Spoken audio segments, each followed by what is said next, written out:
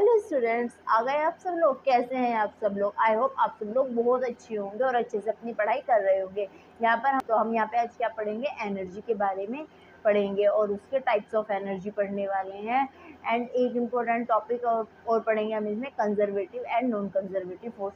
तो चलिए बिना किसी देरी के हम अपना वीडियो स्टार्ट करते हैं और पढ़ना शुरू करते हैं एनर्जी के बारे में।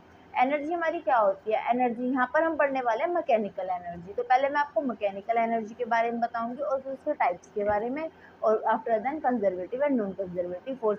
यहाँ पर मैं आपको बहुत अच्छे से एक्सप्लेन करूंगी। मैं उम्मीद करती हूँ आपको ये सब बहुत अच्छे से समझ आएगा और मेरे यूट्यूब चैनल फिजिक्स की दुनिया बाय जूही चौधरी से जुड़े रहिए। तो चलिए हम अपना वीडियो स्टार्ट करते हैं। क्या है हमारा आज का टॉपिक? Mechanical energy. तो स्टूडेंट्स, रेडी हैं आप लोग हमारा आज का वीडियो स्टार्ट करने के लिए? मेरा आज का वीडियो क्या है? एनर्जी। किसके बारे में? हमारी आज की वीडियो एनर्जी के बारे में है। सबसे पहले यहाँ हम पढ़ेंगे मैकेनिकल एनर्जी, क्योंकि हम क्लासिकल फिजिक्स पढ़ रहे हैं। यहाँ क्लासिकल फिजिक्स के अंदर हम कौन सी एनर्जी पढ़ेंगे? Mechanical energy. क्या पढ़ने वाले हैं हम? Mechanical energy. मैकेनिकल एनर्जी क्या होती है? मैकेनिकल एनर्जी होती है हमारी energy due to the motion and position of object. यानी या तो वो ऑब्जेक्ट के मोशन की वजह से होगी या उसकी पोजीशन की वजह से होगी, मतलब जहाँ वो रेस्ट पोजीशन में होगी।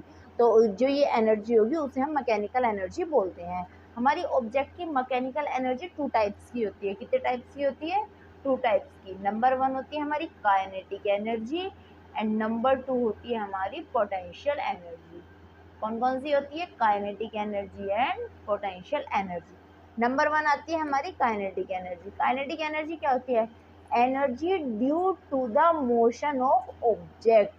ऑब्जेक्ट के मोशन के कारण जो ऑब्जेक्ट के अंदर एनर्जी होती है उसे हम बोलते हैं काइनेटिक एनर्जी।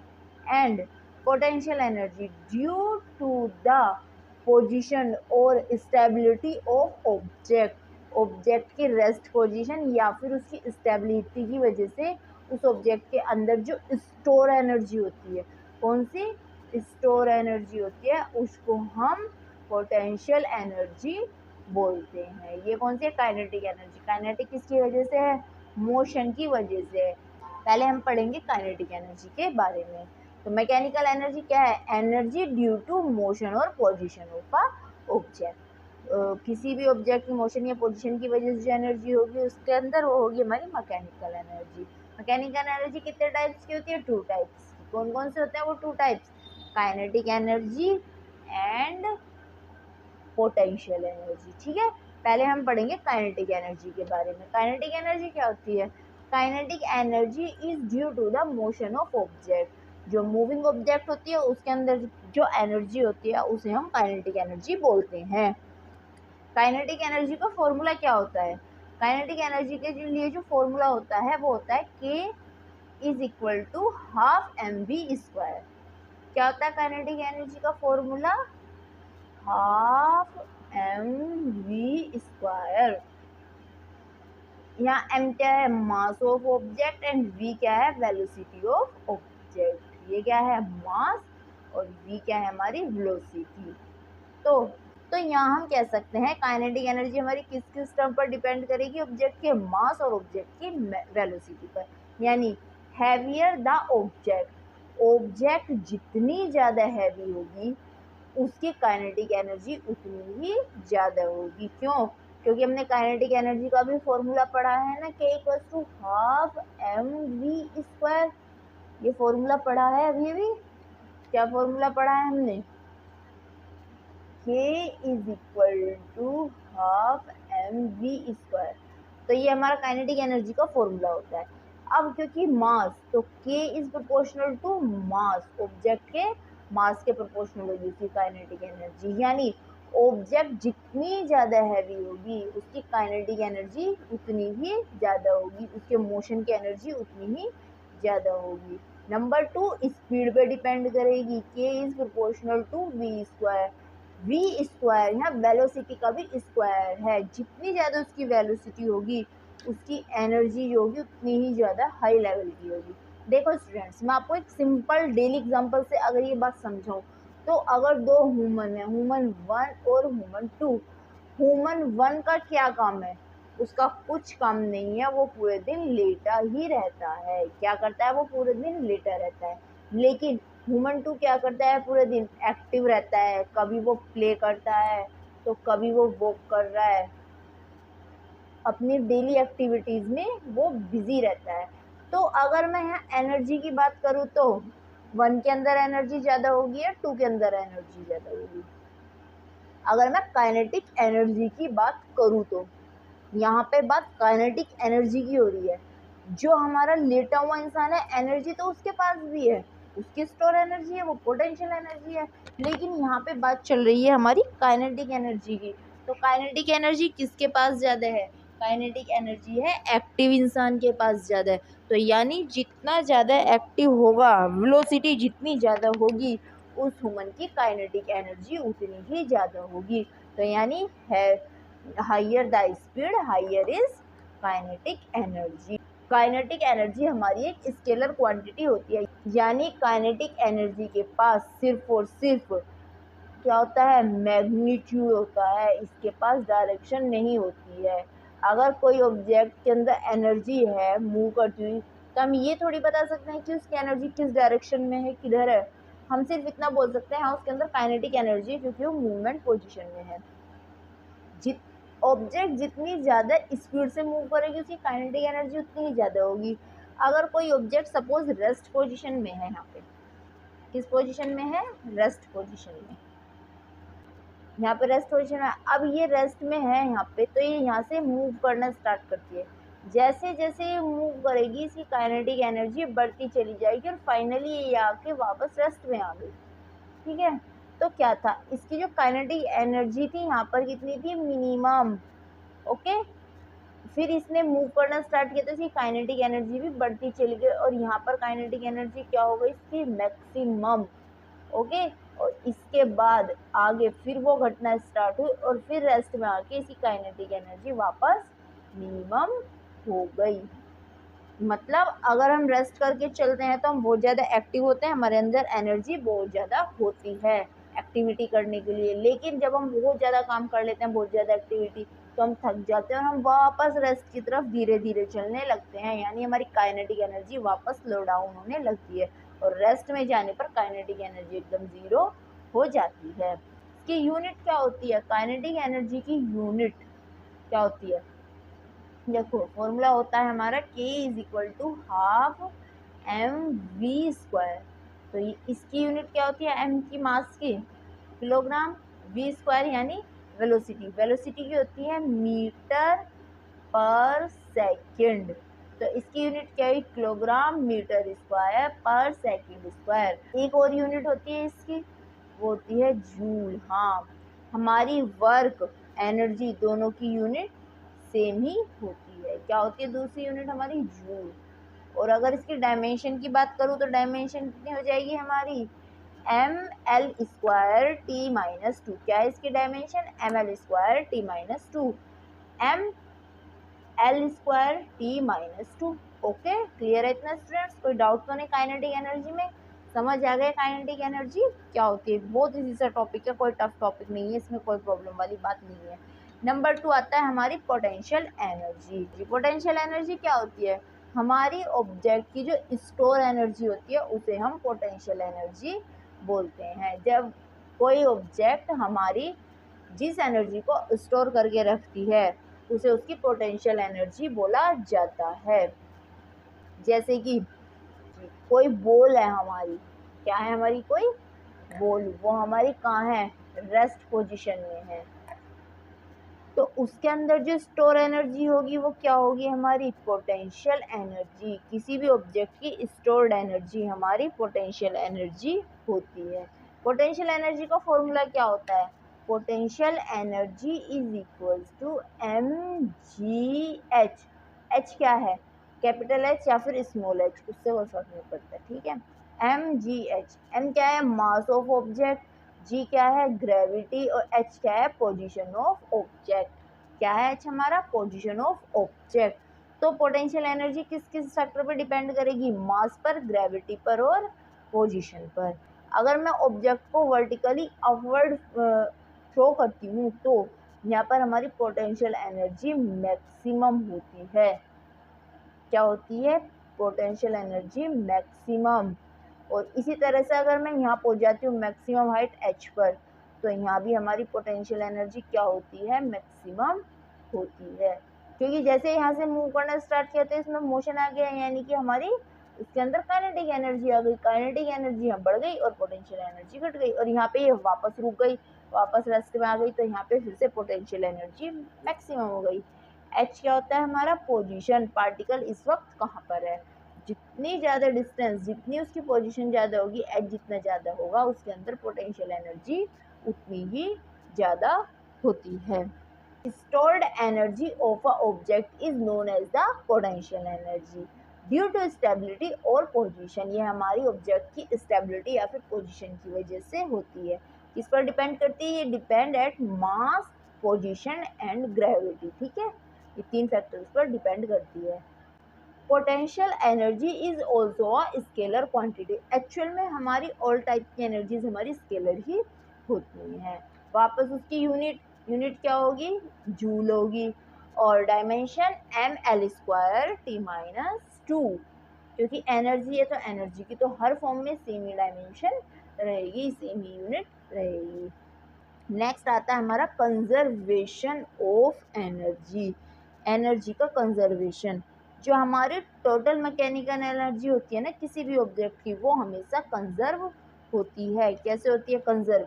कंजर्व का मतलब क्या होता है, कांस्टेंट रहती है। क्या रहती है, कांस्टेंट रहती है, कांस्टेंट रहती है। और वो कंजर्व यानी ना तो उसको क्रिएट किया जा सकता है एनर्जी को, और ना ही डिस्ट्रॉय किया जा सकता है। कैसे, कंजर्वेशन का मतलब क्या है, kinetic energy plus potential energy. Total mechanical energy होती है kinetic energy plus potential energy is equal to constant. किसके इक्वल होगी, कांस्टेंट होगी, कंजर्व होगी। ठीक है, अब देखो काइनेटिक एनर्जी और पोटेंशियल एनर्जी कैसी है, हमारी कांस्टेंट है। तो इसमें क्या होगा, अगर हमारी काइनेटिक एनर्जी बढ़ेगी, क्या होगा, अगर काइनेटिक एनर्जी इंक्रीज हुई तो पोटेंशियल एनर्जी क्या होगी हमारी, decrease.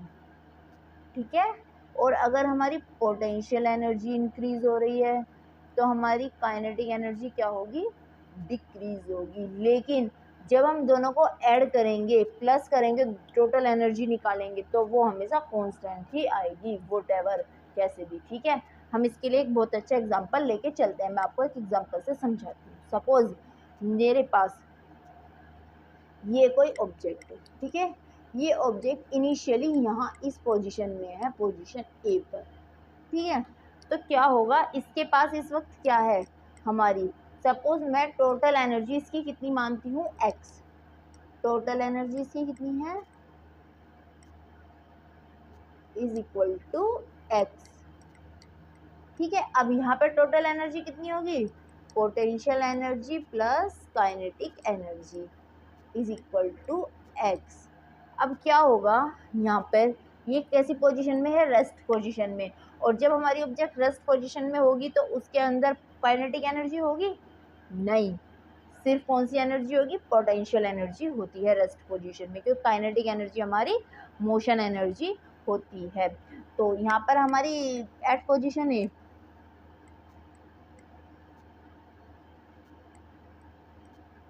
Eight position A kinetic energy कितनी है हमारी, 0, और पोटेंशियल एनर्जी कितनी है हमारी, मैक्सिमम। मैक्सिमम यानी हमारे पास मैक्सिमम एनर्जी कितनी है, x। तो यहाँ पर हमारी कितनी हुई मैक्सिमम एनर्जी, x। ठीक है, तो टोटल एनर्जी कितनी होगी, x, 0 + x, x हो गई। अब ये ऑब्जेक्ट हमारी चलना स्टार्ट करती है, मूव करना स्टार्ट करती है।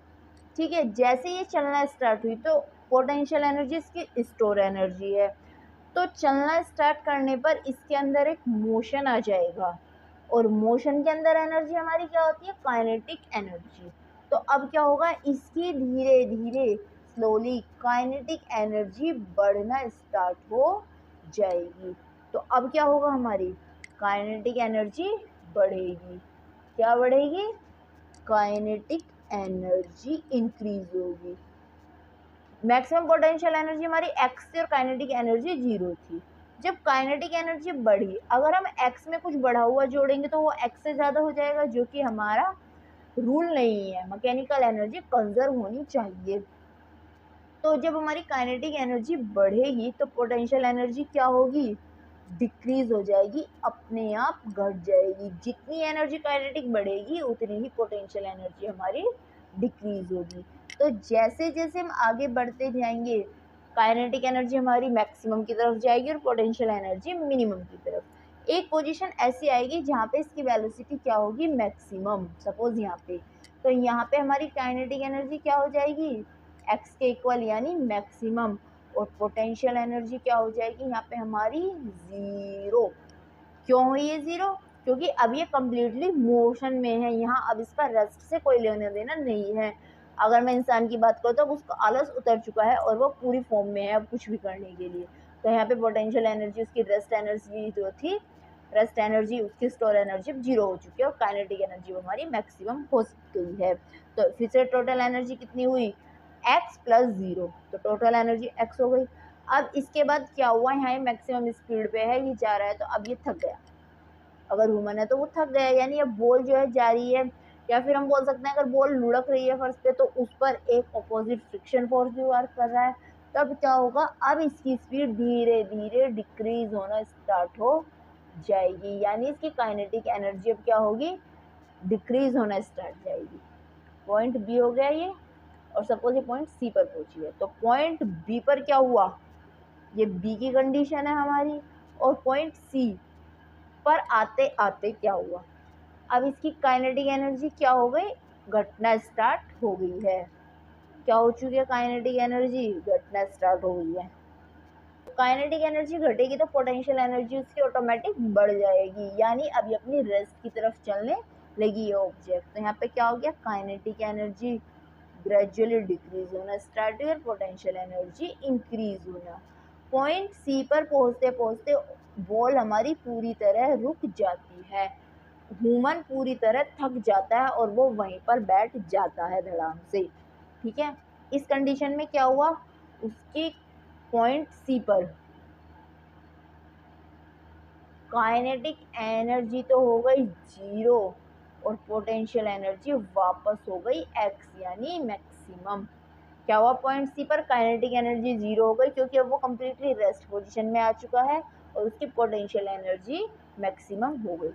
तो इस पूरे फिनोमिना से क्या ऑब्जर्व किया कि एनर्जी को ना तो हम क्रिएट कर सकते, उसके अंदर ऑलरेडी स्टोर एनर्जी थी पोटेंशियल एनर्जी, और वो वापस पोटेंशियल एनर्जी की फॉर्म में आ गया, ना ही हम एनर्जी को डिस्ट्रॉय कर सकते हैं।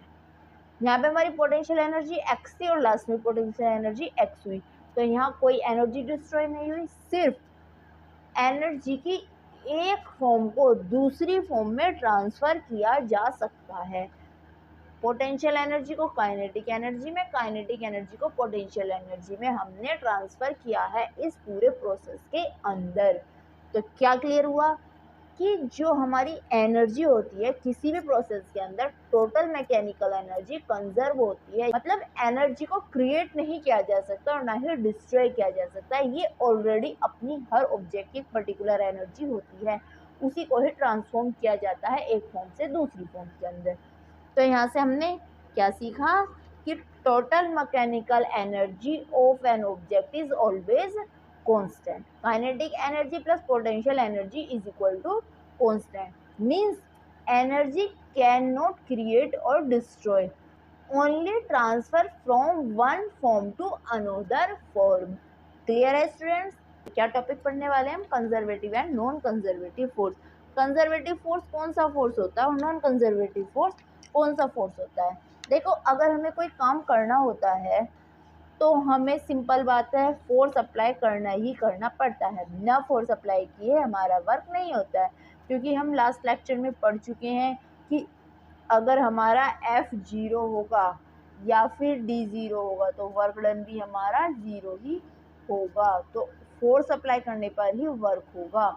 तो अगर हम ऐसा फोर्स अप्लाई कर रहे हैं जिसे अप्लाई करने पर work is independent to path, यानी जो हमारा वर्क हुआ है, सपोज यहाँ से यहाँ ऐसे गया, अगर ये पाथ से इंडिपेंडेंट है ठीक है, या फिर इस तरह से पाथ से इंडिपेंडेंट है और सिर्फ इनिशियल और फाइनल पॉइंट पर डिपेंड कर रहा है। क्या हो रहा है, जो वर्क डन है फोर्स अप्लाई करने पर वो इंडिपेंडेंट टू पाथ है and depend only initial and final point, then the applying force is conservative force. Clear है, work is independent to path. Conservative force के अंदर जो अप्लाई फोर्स है वो कंजर्वेटिव कब माना जाएगा, अगर वर्क हमारा पाथ से इंडिपेंडेंट है, dependent initial and final point, initial और फाइनल पॉइंट पर डिपेंड कर रहा है। यहाँ पर हमारी मैकेनिकल एनर्जी कंजर्व होती है, यानी kinetic energy plus potential energy is equal to constant. अगर हम क्लोज पाथ की बात करें, सर्कुलर पाथ की बात करें, तो यहाँ पे हमारा वर्क डन कितना होगा, 0 होगा। कब, अगर हमारा फोर्स कैसा है, कंजर्वेटिव है, तो इस फोर्स को हम कंजर्वेटिव फोर्स बोलेंगे। एग्जाम्पल इसके हो सकते हैं gravitational force, spring force, electrostatics force, ये सब हमारे कंजर्वेटिव फोर्स होते हैं, यानी इनमें एनर्जी को रिवर्स किया जा सकता है, क्योंकि जो एनर्जी इनिशियल थी वही हमारी फाइनल हो सकती है इन फोर्सेस के थ्रू। ठीक है, नेक्स्ट आता है non conservative force. Non conservative force हमारे कौन से फोर्सेस होते हैं, जहाँ पर हमारा वर्क पाथ पर डिपेंड कर रहा है, इस पूरे रास्ते पर उसका इनिशियल और फाइनल पॉइंट से कोई लेना देना नहीं है, चाहे दोनों एक भी हो जाए तो भी कोई फर्क नहीं पड़ता, सिर्फ वो पाथ पर ही डिपेंड करेगा, not at initial and final point. Mechanical energy is not conserve, यहाँ पर मैकेनिकल एनर्जी कंजर्व नहीं होती है, एनर्जी लॉस होता है यहाँ पे। जैसे कि अगर हम किसी ऑब्जेक्ट को गर्म कर रहे हैं, हीट प्रोड्यूस कर रहे हैं, तो वहाँ पे क्या हो रहा है, हमारा एनर्जी लॉस हो रहा है, तो वहाँ पर एनर्जी हमारी कंजर्व नहीं है, क्योंकि वो हीट स्टीम की फॉर्म में निकल चुकी है कुछ एनर्जी, वहाँ पे एनर्जी लॉस हुआ। तो हमारा नॉन कंजर्वेटिव फोर्स अप्लाई करने पर हमारी मैकेनिकल एनर्जी कंजर्व नहीं रहती है। किसी राउंड ट्रिप के अंदर वर्क डन 0 नहीं होता, जरूरी नहीं है राउंड ट्रिप में हमारा वर्क डन 0 हो, वहाँ पे वर्क डन डेफिनेटली होगा ही होगा, और नॉन कंजर्वेटिव फोर्स है, जैसे कि हमारा फ्रिक्शन फोर्स या फिर एयर रेजिस्टेंस होता है। फ्रिक्शन फोर्स हमारा ऐसे वर्क करता है, तो अगर कोई ऑब्जेक्ट आगे जा रही है और इस पर फ्रिक्शन फोर्स वर्क कर रहा है, तो क्या होगा, ये कंजर्वेटिव नहीं होता है, क्योंकि ना ये इनिशियल पॉइंट पे डिपेंड करेगा ना फाइनल पॉइंट पे, तो हमारे पूरे रास्ते पे डिपेंड करेगा कि कितना लंबा पाथ है, कहाँ तक गया है। तो इस तरह से हम कह सकते हैं कि फ्रिक्शन फोर्स हमारा नॉन कंजर्वेटिव है। तो क्लियर है, कंजर्वेटिव और non conservative force. Conservative force वो होता है जिसमें हमारा वर्क डन हमारा इंडिपेंडेंट टू पाथ होता है, dependent initial and final point, and mechanical energy is conserve. Non conservative force work dependent path, not initial and final point, and energy is not conserve. Clear है, तो ये था मेरा आज का टॉपिक। आई होप स्टूडेंट्स आपको ये अच्छे से समझ आया होगा, सब कुछ आपको अच्छे से क्लियर हो गया होगा। तो चलिए मैं मिलती हूँ आपको एक नई अगली वीडियो में, तब तक के लिए हंसते रहिए, खेलते रहिए और फिजिक्स की दुनिया को देखते रहिए।